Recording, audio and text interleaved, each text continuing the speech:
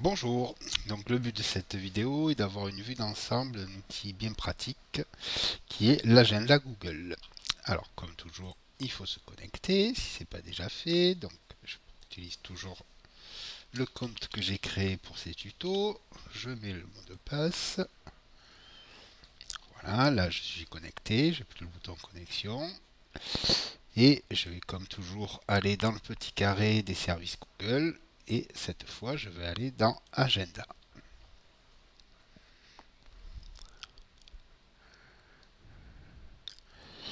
Donc là, c'est la première fois, il me fait une petite pub.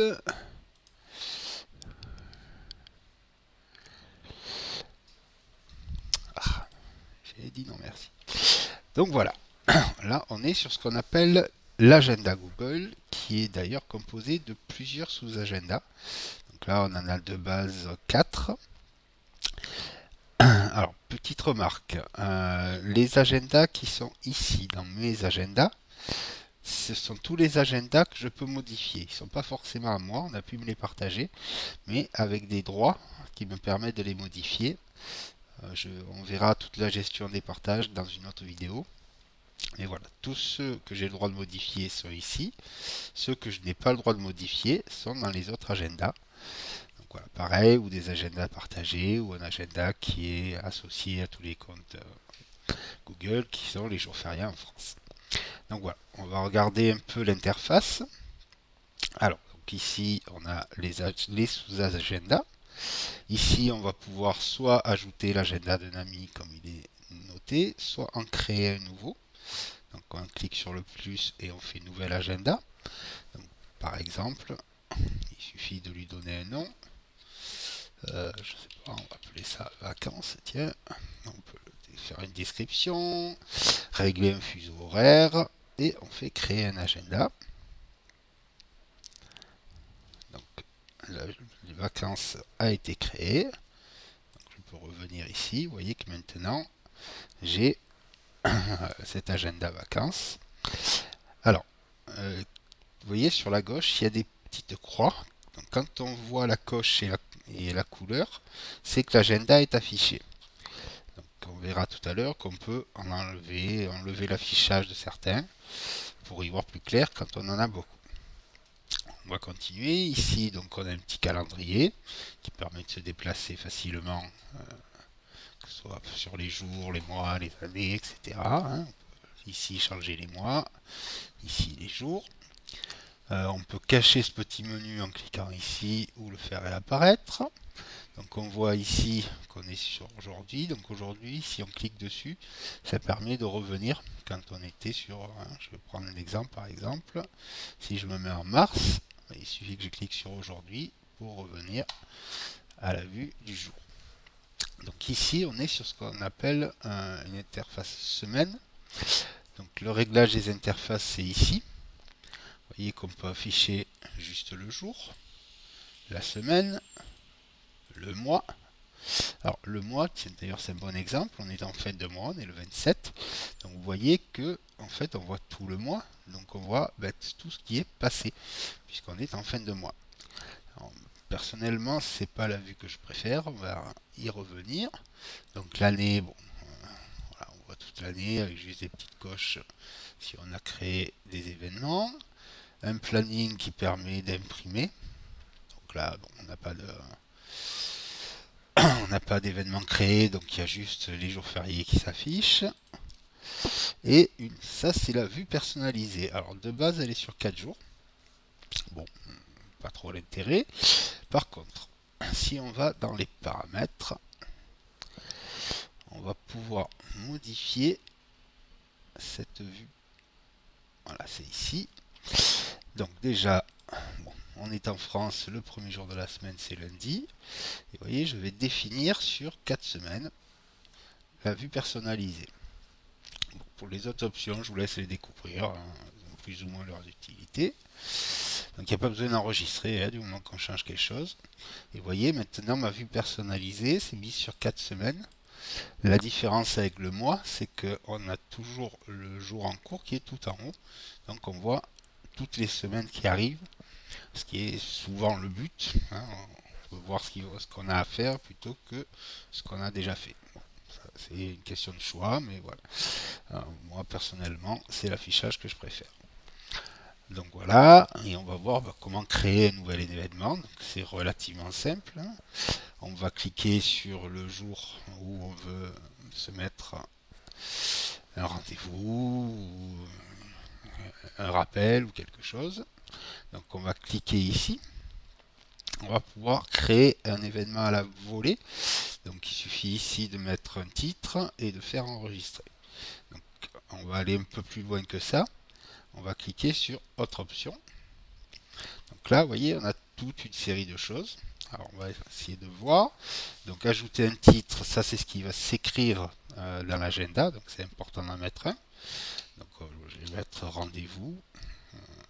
Voilà. Rendez-vous docteur, on s'en fout. Alors, ici, de base, il est sur toute la journée. Donc là, bon, si j'ai rendez-vous chez le docteur, hein, c'est en général un jour précis. Donc le 28, je peux le changer, hein, si j'ai cliqué sur le mauvais jour. On va imaginer par exemple que j'ai rendez-vous à 11 heures. De base, il me met une demi-heure de plus. Ça se règle dans les paramètres. Bon, on va me dire que le rendez-vous va durer 1 heure. Et on peut aussi changer de jour. Ça, c'est quand on a des choses sur plusieurs jours. Voilà. Et on va pouvoir ici régler que c'est une seule fois, tous les jours. Donc voilà, c'est ce qu'on appelle la récursivité.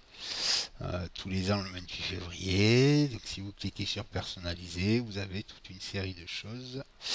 Voilà, toutes les 1 semaine, tel jour. Voilà, il y a pas mal de choses possibles, hein, à vous de voir en fonction de ce que, voilà, les occurrences, comme on dit. Hop. Ça, c'est pour la récursivité. Si on veut, on peut ajouter un lieu, une visioconférence. On peut demander une notification, alors par exemple 30 minutes, ou 1 heure, ou 3 jours avant. Voilà. Vous allez pouvoir régler ça ici. Ici, alors ça c'est important, vous voyez qu'on va pouvoir le saisir dans un de nos agendas. De base, il met le principal, mais on pourrait par exemple imaginer que c'est fait partie de l'agenda vacances, hein. Voilà, donc on change ici l'agenda sur lequel on veut se mettre. Donc ici on a un petit réglage, on va le voir dans un deuxième exemple. De base, quand on met des horaires, il estime que c'est parce qu'on fait quelque chose de précis, donc il nous met sur occupé. Alors ça, ce n'est important que si on ne partage que ce qu'on appelle la disponibilité. Donc, dans nos vidéos, on verra le partage de l'agenda. Et quand on partage l'agenda, on a 4 possibilités. Et notamment la plus faible, on va dire, c'est la personne ne voit pas la raison de votre absence, mais elle va voir si vous êtes occupé ou disponible. Donc, ça, si on ne partage pas l'agenda, ben, on n'a pas besoin de le régler. Si on le partage et qu'on partage juste les infos disponibilité, il faut y faire attention parce qu'en fonction de ce qu'on aura mis là, ça ne sera pas forcément par défaut la même chose. Donc on va y revenir et ici on peut mettre une petite description, on peut même mettre des fichiers joints et ici on peut inviter à notre agenda.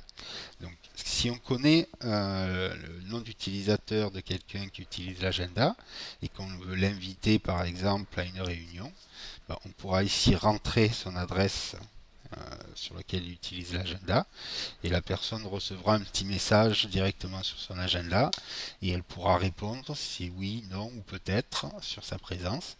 Donc ça s'écrira en dessous si c'est le cas. Donc voilà. Et ici, une fois qu'on a tout réglé, on va cliquer sur enregistrer. Et donc vous voyez que il est bien marqué que demain matin à 11 heures, j'ai rendez-vous chez le docteur. Par contre, on va dire par exemple jeudi. Donc on va aller encore dans les autres options. Toute la journée, je suis en formation. Alors, remarquez que ici, comme on a laissé toute la journée, il nous a mis en disponible. Si je clique ici pour changer les heures, il me passe en occupé. Et si je reviens sur toute la journée, il me remet en disponible. Dans certains cas, c'est vrai. On verra dans un petit troisième exemple. Mais dans mon cas, je suis en formation, donc je ne suis pas disponible. Donc il faut venir lui dire qu'on est occupé si on partage uniquement les infos de disponibilité à quelqu'un. Après, il suffit de faire enregistrer. Donc on voit que je dis je suis en formation. On va prendre un troisième exemple, toujours sur l'agenda principal, où là on va dire que je dois penser à téléphoner à quelqu'un.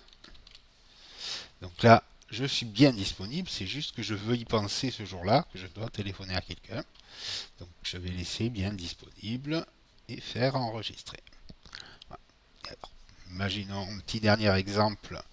À partir de la semaine suivante, je suis en vacances et je vais partir 3 jours à Porquerolles, par exemple. Donc je vais partir, on va dire, du 5 au 7 mars à Porquerolles. Donc je viens cliquer sur le 5, je fais mes options, je vais marquer ici que je suis à Porquerolles toute la journée, mais par contre c'est du 5 mars au 7 mars. Voilà. Et important, ce n'est pas dans mon agenda principal que je veux le marquer, mais c'est dans mon agenda de vacances. Donc je vais cliquer ici vacances. Donc a priori je suis occupé. Voilà, on peut mettre des descriptions, toujours pareil, inviter quelqu'un si vous voulez inviter quelqu'un en vacances avec vous. Donc pareil, on peut régler la récursivité, tout ça, voilà, c'est à chaque fois. Et on fait enregistrer. Et donc vous voyez qu'il y a la couleur de l'agenda vacances qui s'est mise ici, contrairement à ici où j'ai le petit point bleu ou le petit rectangle bleu, puisque c'est mon agenda prénom-nom. Alors, quand on a beaucoup d'agendas, des fois on a un peu du mal à lire, donc on va pouvoir afficher seulement les agendas que l'on veut. Donc par exemple, je vais pouvoir enlever, il suffit de cliquer ici sur l'agenda. Vous voyez que tout ce qui correspond à l'agenda prénom-nom n'est plus visible. Donc je peux le faire réapparaître, enlever l'agenda vacances. Voilà, il suffit de cliquer. Ensuite, vous avez des options donc spécifiques à chaque sous-agenda. Donc en mettant la souris dessus, vous voyez, on a 3 petits points qui apparaissent ici. On clique. Et donc ici, vous allez soit pouvoir afficher uniquement cet agenda, très pratique quand on en a beaucoup, mettre les paramètres de partage, donc ça sera l'objet d'une autre vidéo, et éventuellement régler les couleurs si vous voulez changer la couleur. Par exemple, on va dire que je veux du vert, donc voilà, l'agenda prénom-nom est passé en vert. Bon, c'est pas très heureux vu que j'ai déjà mon anniversaire, mes anniversaires en vert. Je vais remettre en bleu, vous voyez, ça se met à jour automatiquement. Donc voilà, là tout ça, vous allez pouvoir régler et comme ça penser un peu à vos différents rendez-vous, réunions, etc. Donc n'hésitez pas à venir dans les paramètres. Il y a ici pas mal de choses qui peuvent être réglées. N'hésitez pas à bien tout regarder, que tout ça vous corresponde. Je ne m'étends pas sur ça, mais il y a des choses plutôt intéressantes à vous de voir. Hop, on revient. Ah, tiens d'ailleurs, je vais voir quelque chose. Ouais, hop. Ça m'étonnait, vous voyez, moi je préfère l'affichage comme ça. Donc je viens ici, vous voyez, ça a légèrement changé mon affichage ici. J'ai plus le AM qui apparaît, c'est directement 11h. Imaginons que, ah oui tiens, en cliquant dessus, vous allez pouvoir le modifier.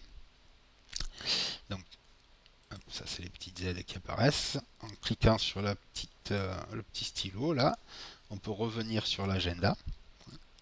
Et par exemple, si je le passe, en fait, il a été reporté à 14h. Vous voyez qu'il me garde bien ma durée, du coup. Et on fait enregistrer. Vous voyez qu'il a été déplacé à 14h. Imaginons qu'il soit déplacé dans 15 jours, le mercredi 14. On peut aussi juste le cliquer, le laisser appuyer. faire du drag and drop, comme on dit en anglais, glisser, déposer en français. Donc on laisse appuyer et on le déplace facilement au 14. Voilà, je pense qu'on a vu un peu les fonctions de base de l'agenda Google. Dans une autre vidéo, on va voir les fonctions de partage. Merci de m'avoir écouté. Au revoir.